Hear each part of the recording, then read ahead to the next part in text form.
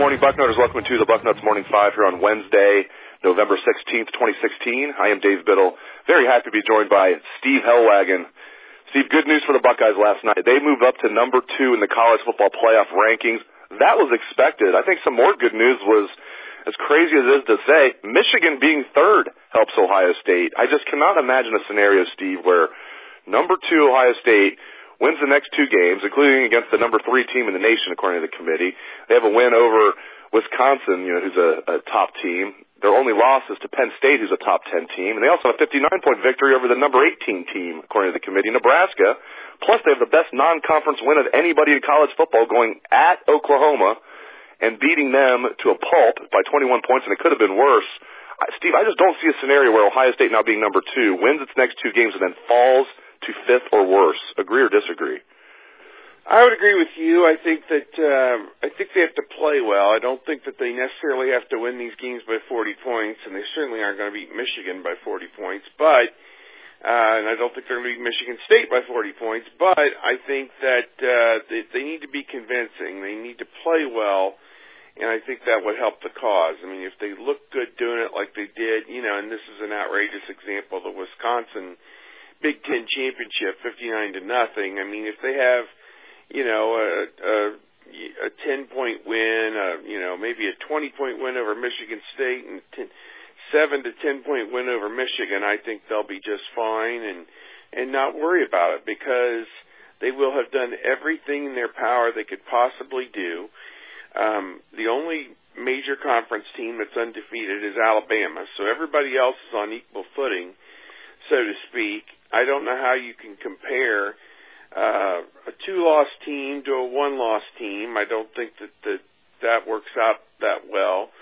And then you add in the fact that the schedule, as you outlined it, I mean, it is, Michigan is legitimate, Wisconsin, same, Penn State the same, Oklahoma the same, that Nebraska to a degree. I mean, that says it all right there. So, I don't know. I think that they're in a good spot. However, what will happen is at the end, after conference championship games are played, some of those teams that win those games are going to get that extra added check mark put beside them, and we just don't know if that's going to be enough to take some of those teams and move them over Ohio State, or if it's just used to put them in the top 4. We just don't know what impact that's going to have for Clemson or Washington or whoever it may be, the Penn State-Wisconsin presumptive winner, if you figure they're going to play each other in the Big Ten championship game, which,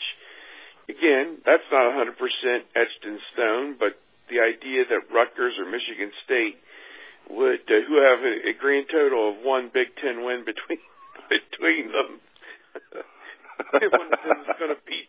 one of them's going to beat Penn State.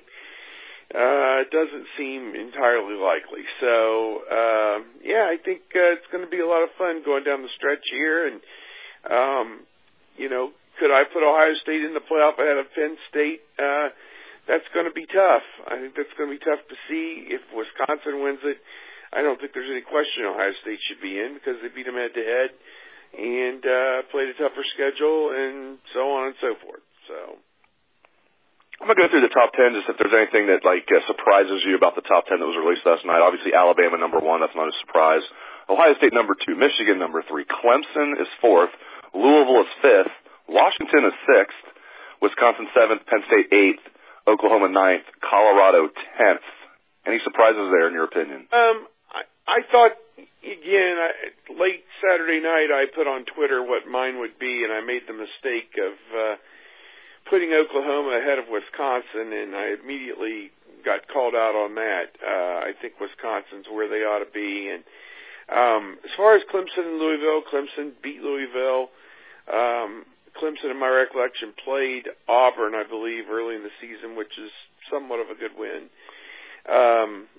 Louisville is playing Houston this Thursday night, so we'll see what happens there. And Houston's not ranked at this point, but I still believe a respectable opponent. So I don't know. I think that's probably where that should be. Washington, they're getting dinged. Their non-conference Power 5 team was Rutgers, I believe, so that hurts them. And Colorado, to me, I don't think there was a lot of clamor that they would be in that 10 spot. I think AP has West Virginia clear up there, and the committee has completely downgraded West Virginia. They're like 14. They have one loss, and if I'm not mistaken, they've got a 3-loss team in there somewhere, maybe even ahead of them. So, yeah, it's kind of crazy. They're not giving them any love at all, and if they beat Oklahoma at home this week, they're going to be in the driver's seat in the Big 12. So Oklahoma State's also in that race as well, I suppose. But I think they're close. I don't think that you can quibble a whole lot with their first 7 or 8. I mean, it sounds like I think we're all of a like mind that they think that they're real close on that. I want to talk about J.T. Barrett real quick. I think there's the common thread out there that he's playing pretty well this year, but he's running the ball well. He's a leader. At times he'll make some good passes, but overall he's not passing the ball well. Well, Pro Football Focus broke it down. I think they do a great job, and he is, in their opinion, the best passer in the Big Ten. And it's not a conference loaded with good quarterbacks. Let's be clear about that. But I think J.T. Barrett, Steve, is having a better year passing than maybe the average fan thinks because he's not getting good protection from his offensive line, as the piece pointed out.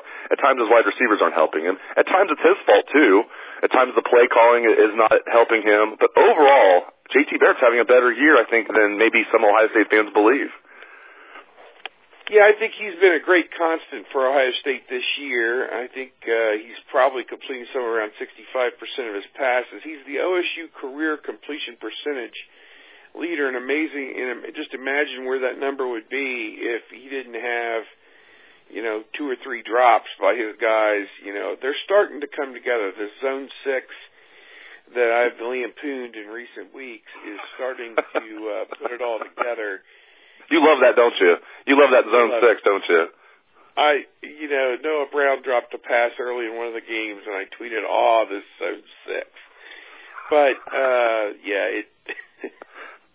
They are playing much better, and Urban Meyer gave them the game ball after the game and basically said their blocking paved the way for everything that was going on for Curtis Samuel and Mike Weber and JT. I would disagree on the pass protection. They had one bad game. Penn State, they gave up, 5 or 6 sacks. Otherwise, that's the total that they've given up in the other 9 games combined. So I don't think that. Yeah, but there are times when JT's getting out of trouble that doesn't go down as a sack, where the offensive line is completely blowing up the passing play because before he has time to do anything, he's got guys in his face and he gets out of there, so it doesn't go down as a sack. I would disagree that the offensive line's only had one bad game. I think they've played substandard in a few games. Okay. Well, I'd have to go back with the game tape and forensically look at it, but I agree because.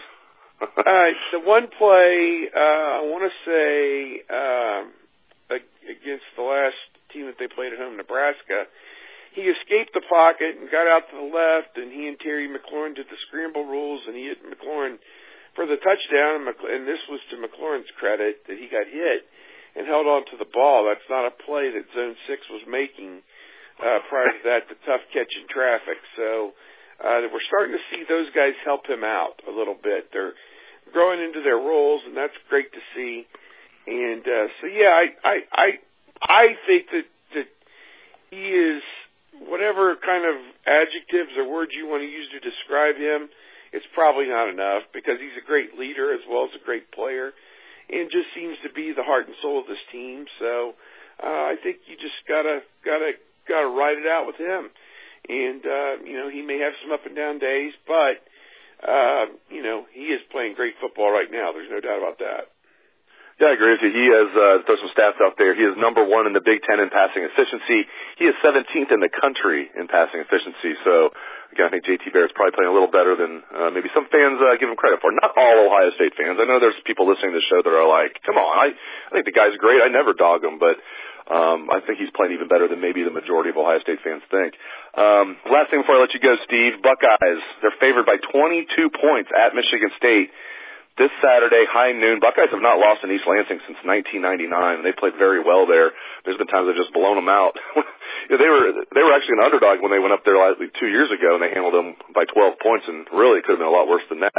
But weather is supposed to be bad, and that's been kind of like, for JT Barrett, it really affects him. For a quarterback like Ben Roethlisberger, it doesn't affect him much playing in bad weather. A quarterback like JT Barrett, it affects him a lot.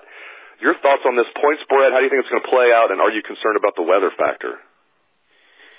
Well, yeah, I mean, they haven't played well. I mean, in the rain and the wind. Penn State was kind of that way with some snow globe type wind blowing all over the place. So, yeah, I don't know. I want to see how they do, and we don't know which Michigan State team is going to show up. Is it the team that gave up 54 points to Northwestern? Is it the team that shut out Rutgers? I mean, we just don't know which Michigan State team will show up. You got to think they're going to put their best foot forward, and that there's been a lot of smiles there around their compound this week. They cannot play in a bowl game, so this is their bowl game. This and Penn State the next 2 weeks. Those are their opportunities to show the world that we do not suck at football. So,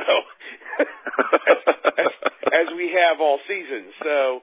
There's a lot of pride in that program, and Mark D'Antonio, he is about as serious a football coach as there is anybody in the country. So, he wants nothing better than to ruin Ohio State and Penn State season here down the stretch and get some momentum for his guys going in to next year. So it just hasn't been a good year for them with injuries. The quarterback situation has been a total disaster for them, rotating 3 guys through there, trying to find anything that would work, and it just has not worked out well for them. So, I'm sitting here spinning in my head like, the big question, do they cover 21 points or 22 points, or do they not? And it just, you could make arguments either way. Ohio State's playing great football, though, right now. Back-to-back 62-3 wins kind of says it all. So I guess I would lean toward Ohio State gaining control and burying them. But, man, nothing would surprise me. I don't think they're in jeopardy of losing the game by any means. But going to have to go up there and play and earn it, that's for sure. Steve, your book, Undisputed Champions, is a great read. It details the magical 2014 Ohio State National Championship season. It's still almost as unbelievable to me, even 2 years removed from it, that the stars just aligned for that team in 2014. Everything that happened with Braxton getting hurt and then JT getting hurt against Michigan, they still find a way to win the national championship, and the way they did it by beating Alabama, but even before that, beating Wisconsin 59-0, as you mentioned, the Big Ten championship game, and getting that SEC monkey off their back in bowl games, beating the big dog Alabama, and then really taking it to Oregon in the national championship game, and then everything that happened throughout that whole season, even the regular season. Well, you did a great book on that. I know you have a special holiday price. Tell the listeners how they can buy your book. What is the special price, and how can they get that excellent book? Definitely go on eBay and do a search for Undisputed Champions, and you'll find it there. The price has been lowered from $20 to $15, and plus shipping, and you can get a hold of it. And we even do bulk discounts, like we'll do 10 of them for $120, postage paid. So just check it out. We have it on Bucknuts.com at the bottom of most of the stories that I've written. There's information about it, as well as we said, on eBay. You can get on there and order a copy, and I think you will not be disappointed. It's a great read. It's like, I love the movie Pulp Fiction. I could have not watched it for 10 years. I pop it in, and I love it. The same deal with this book. I think 10 years from now, people are going to read this book and just have a smile on their face thinking back to this 2014 National Championship season. Hopefully Steve will be writing another book about Ohio State winning the 2016 National Championship, but we'll cross that bridge when we come to it. Thank you very much, Steve Helwagen, and thanks to all the listeners out there for tuning into the show. I appreciate it. Hope everyone has a great day. Let's hear some Buckeye swag, best damn band in the land.